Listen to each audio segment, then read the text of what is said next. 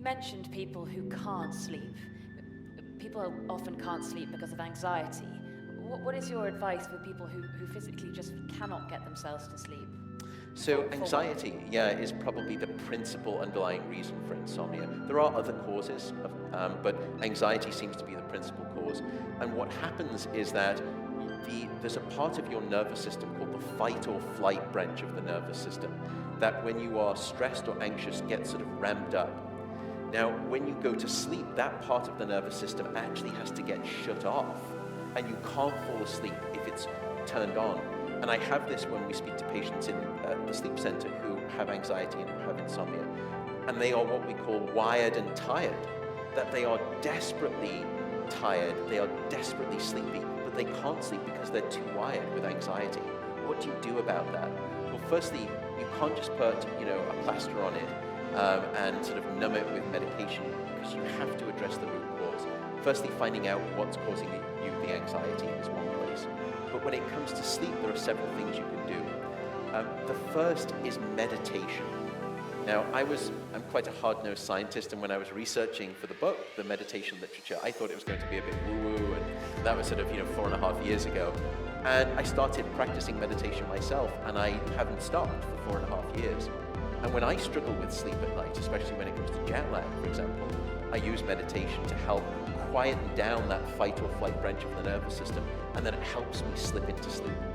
The other thing is doing a worry journal about an hour before bed, because one of the things that happens with people with insomnia is that they either can't fall asleep because they're thinking about what didn't they do, what should they do, what needs to be done tomorrow, and they catastrophize, they ruminate, or you wake up in the middle of the night, you try and get back to sleep, and all of those things re-emerge. That's where a worry journal comes in. So an hour before bed, just sit down and write out all of the things that are on your mind. And it's catharsis. It's sort of like vomiting out your anxiety and stress on the page. And it turns out the data is very robust. When you do that, you fall asleep in half of the time that you would otherwise. I think the problem is that a lot of people worry about the fact that they can't sleep. And that's a vicious cycle. It is. And, I think that's, in some ways, that was probably some of the pushback that I got from the book is, I wanted to be truthful. I wanted to convey the importance of sleep to society because I felt as though, I at least hadn't done a good job of that, and I wanted to do that. And I had to be truthful. I had to write the story that the science is describing.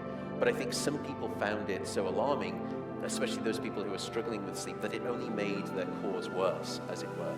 So I think the answer there is try not to worry too much. Understand that tonight may not be your night.